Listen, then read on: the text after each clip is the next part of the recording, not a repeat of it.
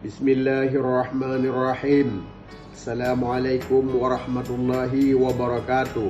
Saya Haji Basri, selaku pemilik SPBU Perjuangan Pantai Bidari Dok Nibong, sekaligus pembina Jamiatul Qura Darussalam, sangat mengapresiasikan atas terlaksananya MTQ virtual Musanad Leh se-Provinsi Aceh ke-1. Untuk para peserta, teruslah berjuang agar menjadi yang terbaik dalam kompetisi ini.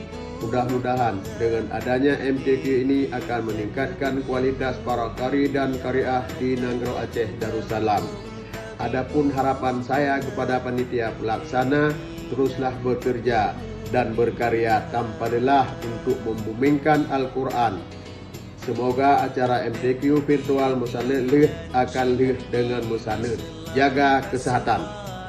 Wassalamualaikum warahmatullahi wabarakatuh. Waalaikumsalam warahmatullahi wabarakatuh.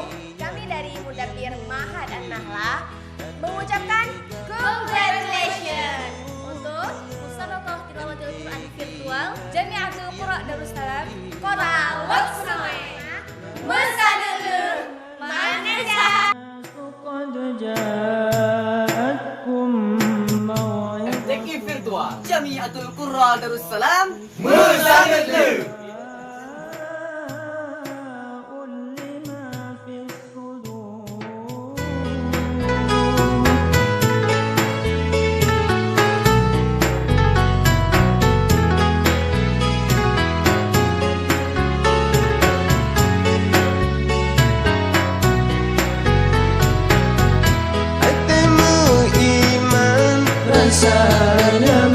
Dengan alunan Quran tak baca, hati gelisah jika senang ayat Al-Quran jika penawar. Hati beriman rasa nyaman dengan alunan Quran tak baca, hati gelisah jika senang ayat Al-Quran jika pernah